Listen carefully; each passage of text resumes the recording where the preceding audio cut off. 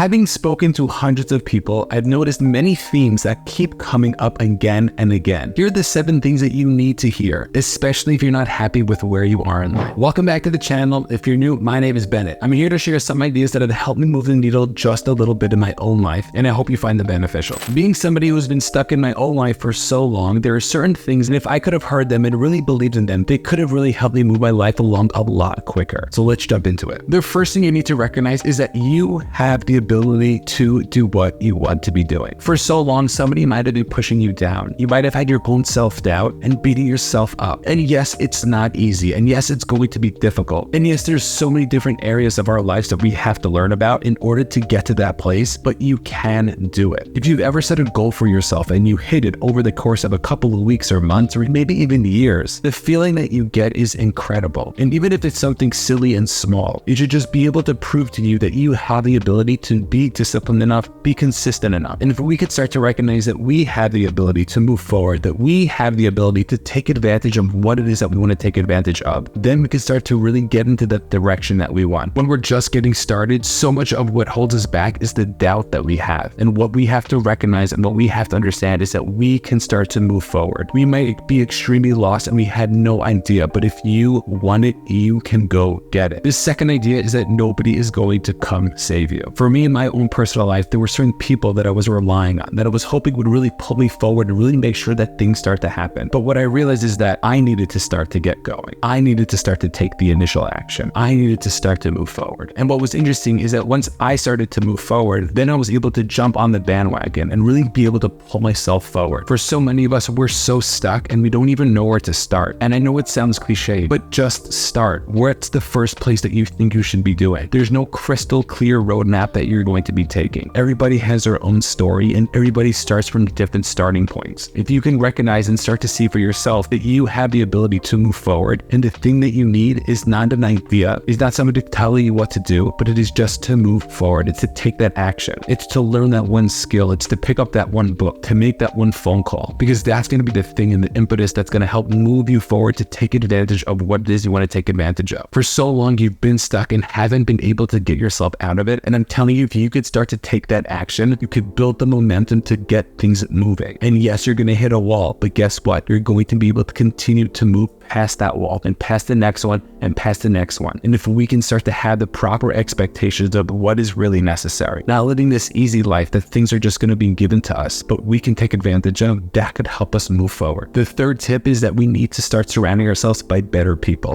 whose track lines up with our track. If you're surrounded by the people who are always going to be negative, always pulling you down, guess where you're going to be? Even if you're the number one in your group and people look up to you, what we have to realize is that they're all going to be holding us back. It doesn't mean we have to cut them off, but it does mean we need to be pushed and surrounded by the people that we want to be able to pull us forward. We're always going to be attracted by the people around us, and it's our job to make sure that we're surrounding ourselves with the right people. So here are your 2 steps. Number 1, identify the people who might not be the greatest benefit for you. The people who might be making you suck that energy out of yourself and you just feel drained at the end of the day. And number 2 is to search for the people who you want to be surrounded by. There's so many amazing communities online. And if you start to search and you start to try to find these different people, you're going to find people. And guess what? A lot of them are really nice and would be willing to help. But all you have to do is you have to initiate it. You have to reach out to them. If we could start playing offense instead of defense when it comes to the people surrounding us, we're going to be able to move forward and really start to take advantage of the stuff that we want to take advantage of. That being said, if you want to be surrounded by a community of like-minded people, make sure to hit the subscribe button. Tip number 4 is to start procrastinating less, especially in a day when so many people are distracted by technology and they can't just be by themselves. Understand that what we're doing is we are building these muscles that are making us needing to be focused on something. And what we have to realize is that if we never have time to think because we're always watching somebody else, then why is it that we're going to be able to live our life? We're always going to be influenced by somebody else. And it's one of the amazing things about doing deep breathing or meditation work, because you're able to be by yourself. Are you able to leave your phone face down without touching it for 5 minutes? Try it. See if you're able to do it. And for so many people, it is so difficult. They initially just go and they grab it. And what we have to understand and what we have to realize, if we continue to procrastinate, all that's going to do is going to delay whatever it is that we're looking to do. We have the ability to start changing things in our own personal lives, and it's on us to make that happen. So recognize what those things are that are distracting you and start putting boundaries around them, because at the end of the day, those things are not going to care whether you do X, Y, and Z or not. But if you want to be able to go to the gym or get get a better job or to learn something, you have to take that action and make sure that you're going to be set up to be able to succeed. The fifth tip is to understand that we need to start planning. What I mean by that is that if we want to be somewhere, if we want to go somewhere, if we want something, we have to know what we want. And for many people, they might say they want a lot of money, but they don't even know what a lot of money means. People throw out $1 million,